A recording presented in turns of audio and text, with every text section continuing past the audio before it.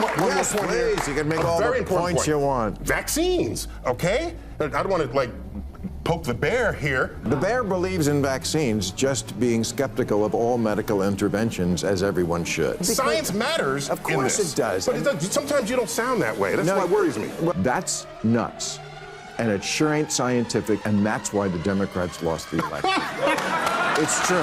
Why can't you just say this is not scientific, and scientific Americans should do better? Welcome back to Rattlesnake TV, guys. In this video, we are going to be watching some infighting on the left between Neil deGrasse Tyson and Bill Maher. Now, it is very rare that I'll go behind enemy lines like this and watch a whole panel of liberals unless I absolutely have to. And this just goes to show why I don't do that. These people are so detached from reality that they quite frankly don't seem human. So with that, let's get into the first one.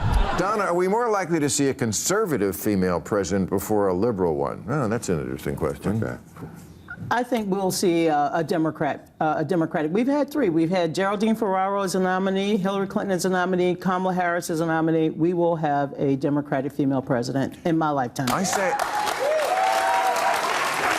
And the asteroid will not hit her. She will deflect it, and with her superpowers, things will be okay. How many global women leaders have come from the right? I mean, in Britain's now had 3 conservative female prime ministers before it had a single Labour one. The current conservative leader is a young black woman called Kemi Badenoch. Right. Now, that's pretty amazing, I think. And it's lovely that no one really makes a big deal out of it. Well, I don't look at Merkel as a Christian Democrat. Indira Gandhi, Maher. Maher, these are hard-ass women. Hard-ass women. And there's something about that Iron Lady kind of, I'm going to go to war with the whole feminine shtick that's kind of really potent in the human psyche. Well, I think people think that a woman leader has to kind of overcompensate a little towards strength, and people are drawn to strength. Look at Clowney, you know. I mean, look at Trump. Oh, sorry. Really have to spell that out? It's late. By the way, you left out Shirley Chisholm. She wasn't a nominee, but she ran for president. She ran for president. Yeah. Mexico just elected a female president. We've had female presidents in Africa. It's time, folks. We know how to lead. We can build a future for everybody. Yeah, you just got to pick. Happen. I know, but you can't. Next time have an actual primary where a woman candidate can prove her worth and not just be stuck in and nominated at the very last minute because you had a dotard running that you wouldn't fess up to? Well, first of all, isn't the DNC responsible for that? That's not fair. First of all, we had a primary. I don't know, but it doesn't sound good. Joe and Kamala did win enough delegates. 14 million people participated in it, and we should not disenfranchise those Americans. So, but look, There are I think it would have been better. Wait, by the way, she was on a ticket that got elected to the White House. It's not like she was never voted for. But if you want to have a good I just want to put that out there, that's all. She was a strong, good candidate, but you know what? Terrible candidate. If you 107 can't see days. that now, when are you going to see Okay, it? first of all, there's so many I wrong... can put my glasses on and I can still tell you I can see a leader when I see a leader. Oh, snap. She put her glasses on and now she sees a leader when she sees a leader. It's just too bad the rest of America couldn't see it, but you tell them, Queen. And I mean, yeah, Kamala, totally such a good leader. Too bad we'll never know. I guess we'll never know. And soon enough, that Democratic female president will happen. I mean, maybe now it might be a little bit easier that Trump isn't going to be there to body them every time they try. It's just awfully good that someone with the temperament of Donald Trump is not in charge of the law in our country. Yeah, because you'd be in jail. Secretary Clinton.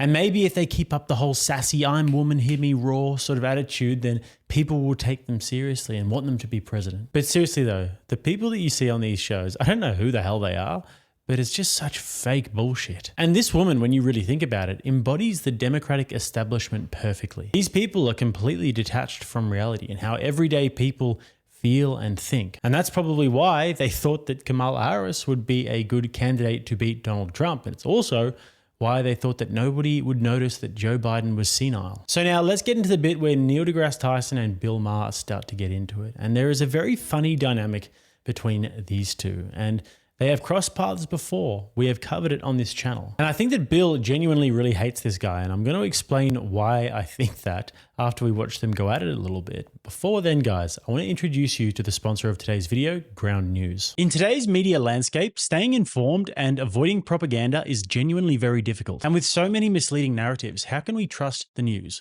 Well, let me introduce you to Ground News, your go-to app and website that gathers tens of thousands of articles and sources from around the globe, all in one place. Now, every morning, my first point of call is to go to Ground News and see what's happening around the world. And my favorite feature is the blind spot feature. This allows you to see which stories are not being reported by left, right, and center. As you can see here, perfect example, Democrat Bob Casey embraces Trump trade in new Senate ad, being reported 0% by the left and center. I wonder why the left wanted to stifle that story. Furthermore, we can see Trump leading Harris in all major swing state polling averages as campaign hits home stretch. And when we click into these stories, we can see how they're being reported by left, if they're being reported at all, center, and right. And guys, I've been using Ground News for years, since way before I ever had a single YouTube subscriber, and when I was going through a blonde phase. Here's the proof from 2021. An interesting one that I follow is called Ground News. And here's the best part. For the month of November, Ground News are offering a massive 50% off the Vantage plan, which is what I use. So all you got to do is hit that QR code on the screen right here, or go to ground.news/rattlesnake. That's ground.news/rattlesnake, and stay armed and dangerous with a comprehensive news diet.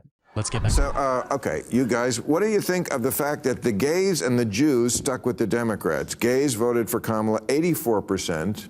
And Jews, 79%. It's interesting because there was so much talk about defection from those groups, and they came home. Those two groups came home to the Democrats. Well, we don't really know how gays voted. Well, they said 84%. No, that's how GLBTQIA plus people voted. Ah. So that includes a whole the vast majority, 40% of that, are bisexual women, many of whom are in relationships with straight guys. So we don't know. I'm sure it was a big majority. I'm not sure including a big bunch of young women in that will distort it somewhat. I wish we could have polling of gay men and lesbians. Why can't we? Why are we now forced into this bleh of all these other numbers? If we don't have polling of them, how do you present those statistics of who bisexual women sleep with? Because how do you even know that if you're saying we don't have polls of them? Well, I said they were bisexual, many of whom are in straight relationships, because you actually had polling of... Oh, you did have polling. Okay, you said there wasn't polling. I'm just trying to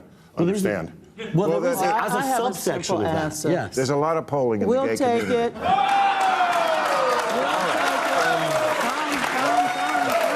It's a gift. It's a gift. Come on. All right. We have a party to get to. Can I make one more Yes, point here? please. You can make A all very the important points point. you want. Thank you. I've come to recognize that the human brain is not wired for thinking statistically or probabilistically about anything. And then I looked at the history of math. Do you realize the first time anyone took an average of numbers and figured out that that was a good idea was after calculus had been invented? So that tells me that it is not natural to think that way anyway, and there are entire industries that have risen up to exploit that fact, and they're called casinos. Because people say, yeah, it's due. Yeah, no, it's not due. You don't understand probability and statistics. But again, So in that, so that means we're incapable as a species of truly understanding risk. And this goes to like vaccines, okay? I don't want to like poke the bear here, but what I'm saying is, the bear believes in vaccines, just being skeptical of all medical interventions, as everyone should. Guys, just a quick reminder to smash that like button if you haven't already. It does help us out a lot here. And also, if you would like to subscribe to the channel, if you're getting value, then you are more than welcome to do so. Let's get back to it. well, except 99 out of 100 medical interventions, you're not saying, I need a second opinion. If you have tuberculosis, you don't need a second opinion. If you have polyps in your colon... It's not close to 99%. It's easily 99%. It is not. If you break a femur, you don't get a second opinion on that. I agree, but that's not most things that happen to people. Lots of things that happen to people, and I'm thrilled that you don't ever have this happen in your life, and I hope you never do. But trust me, most people at a certain point in their life will need a second opinion. The second opinion, yes, but that's after you've been through 99 other. I'm trying to put credit back to doctors, where our life expectancy is 3 times what it was 150 years ago, and everyone before 150 years ago but lower than the rest organic, and half of them died before they were 35. Yeah, science matters. Of course it does. But sometimes you don't sound that way. That's what worries me. Well, actually, you're the guy. You're the guy who doesn't understand why the NBA team can't beat the Lakers. So I don't know. You're supposed to be the scientist, and you couldn't even admit that. And as far as medicine goes, I could talk to you this about all day. But again, we do have a party to get to. But this is not your field. You're not a doctor. No, but I'm a scientist. Excuse me. Yeah, that's not a doctor. No, hold on. That's not a doctor. I'm a scientist who knows probability and statistics. When I get a goiter on Uranus, I'll call you. No, don't call me. But when it's time to assess risk, that's something that comes out of the world of probability and statistics, and scientists are trained in that. And so there's a documentary on PBS.org right now that talks about what it means to accept a risk, or to, like in a vaccine. If you don't want to get a vaccine, that's like walking around with a baseball bat, fine. But if you hit someone with it, that's bad. There's a social contract to not infect other people. So Bill meant that Neil can't say that the WNBA team can't beat an NBA team. And there is a lot more context to that, which we will get into in the next clip. They're going to tussle over that because Mr. Science, Mr. Scientific Method, Mr. Reason over everything, Mr. Detach all of your ideology and just focus on pure reason. Yeah, that guy can't admit that men are bigger and stronger than women, and they're better at sports, and that men's and women's sports should be separated. Way by Amir Johnson. 8 seconds. Terrence Ross going right at Kenneth Fareed with the throwdown. No other woman playing basketball can do this. So more on this in the next clip, but I really do think that Bill Maher does not like Neil deGrasse Tyson one little bit. It's because Bill Maher is sort of this nihilistic, hedonist guy who's like, don't tell me what to do. I'm just going to smoke pot and talk shit, and I'm a free thinker, or at least that's what he tells himself. And then Neil's this sort of liberal Manhattan elite fart sniffer who just simps over the mainstream narrative talking points and woke talking points. He wants to tell you to trust the science, and also he wants to tell you that men should be able to compete in women's sports, and also that you should just unquestioningly take the vaccine and take all of the vaccines. So Neil represents this sort of holier-than-thou, highfalutin establishment figure who thinks he knows what's best for Bill and has the right to tell Bill what to do, which is the kind of thing that I think would make Bill Maher want to jump off a bridge. And in this next clip, we are going to see the culmination of what this entire episode has been about, which is the liberal elitist sort of detachment from reality, coupled with the fact that Bill Maher hates Neil deGrasse Tyson. Scientific American, the magazine. I remember when it was around when I was grew up with it, yeah. Grew up with it. Yeah. Okay. Well, their editor had to quit. You saw this. Yeah, I heard about it because she expressed some opinions, right? Yeah. Okay, right, sure, but it sure didn't sound scientific. It didn't sound like the person I would want to be running Scientific American. Okay. It was a rant on Twitter. Okay, I could read it to you. It's really ugly, you know. I apologize to younger voters that my Gen X is so full of fucking fascists. Okay, I'm not. Okay, I'm not a gasket right there. I'm not for. All right. Yeah. I'm not for canceling anybody on either side. Yeah. So But here's what I think is the scandal. What? This is in Scientific American. Yeah. Less than a year ago. Inequity between male and female athletes is the result not of inherent biological differences between the sexes, but of biases in how they are treated in sports. That's nuts. And it sure ain't scientific, and it's in Scientific American. And that's why the Democrats lost the election. It's true.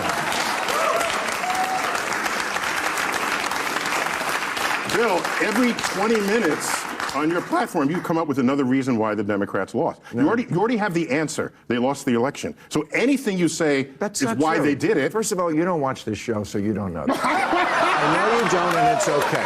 But you talk as if you do, and you fucking don't. And that's okay. Just don't bullshit me. That's the one thing people can't ever do on this show is bullshit me. And that's fine. But I don't say that. I have very good reasons. But engage with the idea here. What I'm asking is, Scientific American is saying, basically, that the reason why an WNBA team can't beat the Lakers is because of societal bias. What you're saying is not Scientific American says that. An editor for Scientific American says that who no longer has the job. So don't indict a 170-year-old magazine because somebody... Okay, this is called Scientific American, and they're printing something because someone enters the cesspool that is social media and then participates in that exchange. So why can't you let's talk about science. Why can't you just say this is not scientific and Scientific American should do better? Well, does she still have her job? No, not because of this. I said the scandal is not her tweet. The scandal, because that was like a year ago, was it? Which one was a year ago? I think a year ago, women still couldn't beat men in basketball or any other sport. And it wasn't because of society. You don't see a problem. By the way, long-distance swimming, women might actually have the advantage. You can look into that. Yeah. Maybe long-distance swimming, yes. Okay. Yeah, I've looked into it. Yeah. Well, I'm going to file you under part of the problem. How embarrassing. I mean, Neil, just answer the question and stop running away from it. Bill correctly points out that women can't beat men in basketball or any other sport for that matter. Maybe there is an outlier here and there. And then Neil's response, so smug, is, oh, but long distance swimming. Who cares about long distance swimming? That's not what we're talking about. Address the massive cultural phenomenon that is taking place before our eyes. Actually, you know what? He already has addressed it, and we know where he stands with this. But I do find this kind of funny and fortuitous in a way, because all of these sort of enlightenment worshippers, the ones who are enlightened by reason, who crusade against religion, like Neil deGrasse Tyson and Dawkins and Sam Harris. These people created a vacuum for something to take the place of the religion that they crusade against, and wokeness has stepped in and done that. So maybe Neil kind of understands that he has helped to create this beast, and now he's in a position where him and all of his liberal friends have to just toe the party line and can't go against it, or else they won't be invited to any of the cocktail parties. So guys, don't forget to check out our fantastic sponsors at Ground News down below. And also, if you haven't liked the video and subscribed to the channel, then that would be fantastic. And if you'd like to watch another one, right here. Till next time, I'm Jake. This is RattlesnakeTV, keeping you armed and dangerous.